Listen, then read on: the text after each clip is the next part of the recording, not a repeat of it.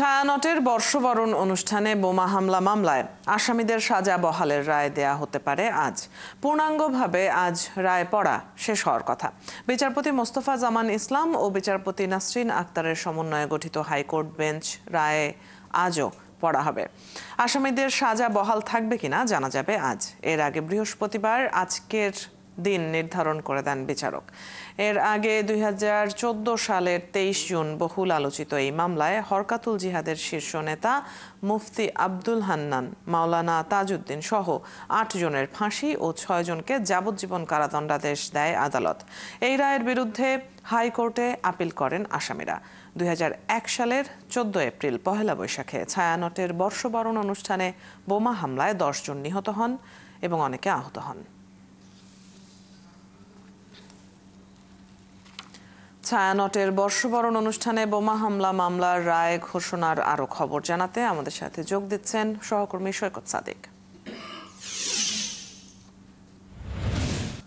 সৈকত, দ্বিতীয় দিনে এই মামলার রায় পড়া শুরু হয়েছে কিনা? অন্যদিকে জামায়াতে ইসলামের নিবন্ধন ফিরে পাওয়ার জন্য করা আপিলের শুনানি কি চলছে? প্রায় 2 যুগ পর আজকে কিন্তু রমনার বটমূলে ছায়ানটের অনুষ্ঠানের যে বোমা হামলা হয়েছিল সেই হামলার ঘটনার যে নিম্ন আদালত রায় দিয়েছিল সেই রায়ের ডেথ রেফারেন্সের শুনানির পর হাইকোর্টের ডেথ রেফারেন্স শুনানির পর কিন্তু আজকে পূর্ণাঙ্গ রায় আজকে পড়া শুরু হবে। যেহেতু গত 8 মে প্রথমভাবে আংশিকভাবে রায় পড়া শুরু হয়েছিল, তখন সাক্ষীগণের সাক্ষ্য বিষয়ে শোনানো হয়। আজকে পূর্ণাঙ্গ রায়ের বাকি অংশ পড়া হবে বিচারপতি মোস্তফা জামান ইসলাম ও বিচারপতি নাসরিন আক্তার হাইকোর্ট ডিভিশন বেঞ্চে। যদিও বেলা 11টায় এই শুনানির কথা রয়েছে, আমরা কিছুক্ষণ আগেই কিন্তু আমি আদালত থেকে বেরিয়ে এসেছি এবং তখনও আদালতে যেহেতু মামলার 26-এর জন্য একটা মেনশনের জন্য একটা আইনজীবীরা একটা অপেক্ষায় থাকে, সেই মেনশনের কার্যক্রম কিন্তু চলছিল। হয়তো আজকে যেহেতু মামলাটি কার্যতালিকা 8 নম্বরে রয়েছে, হয়তো কিছুক্ষণের মধ্যেই এই মামলার রায়ের যে পড়া সেটা কিন্তু শুরু করবেন 2 বিচারপতি। তো আমরা পরবর্তী সংবাদে আমরা এই বিষয়ে আরও বিশদ আকারে জানাতে পারবো। এর জন্য আমাদের আরও কিছুক্ষণ অপেক্ষা করতে হবে, যেহেতু এই মামলায় 8 জনের মৃত্যুদণ্ড এবং 6 জনের যাবজ্জীবন দিয়েছিল এবং হরকাতুল জিহাদের শীর্ষ যে নেতা মুফতি হান্নান তার যেহেতু সিলেটের গ্রেনেড হামলার মামলায় তার মৃত্যুদণ্ড কার্যকর হয়েছে। অন্য যেসব আসামি রয়েছে 8 জনের মধ্যে তাদের বাকি যে আসামি তাদের বা যাবজ্জীবন কারাদণ্ড যারা পেয়েছেন তাদের ব্যাপারে কি রায় হয় সেই বিষয়গুলো আমরা জানাতে পারবো।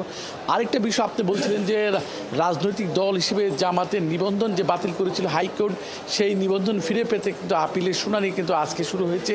সকাল 10:05 কিন্তু আজকে আপিল বিভাগে প্রধান বিচারপতি ডক্টর সৈয়দ রেফাত আহমেদের নেতৃত্বাধীন আজকে 4 বিচারপতির সমন্বয়ে যে আপিল বিভাগ সেখানে আজকে শুনানি শুরু হয় এবং শুনানিতে আজকে জামায়াতের পক্ষের আইনজীবী আহসান আবদুল্লাহ সিদ্দিক তিনি শুনানি করেন। এরপরে নির্বাচন কমিশনের আইনজীবীর পক্ষেও কিছুক্ষণ শুনানি করেন।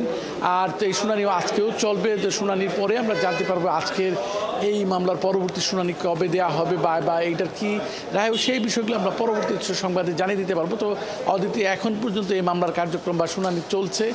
এই হচ্ছে এখানকার সর্বশেষ পরিস্থিতি। সৈকত, ধন্যবাদ। আপনার কাছ থেকে আমরা এই মুহূর্তের খবরগুলো জেনে নিচ্ছিলাম। দর্শক, আদালত প্রাঙ্গণ থেকে আজকের দিনের গুরুত্বপূর্ণ মামলার খবরগুলো নিয়ে সহকর্মী সৈকত সাদিক যুক্ত ছিলেন এতক্ষণ।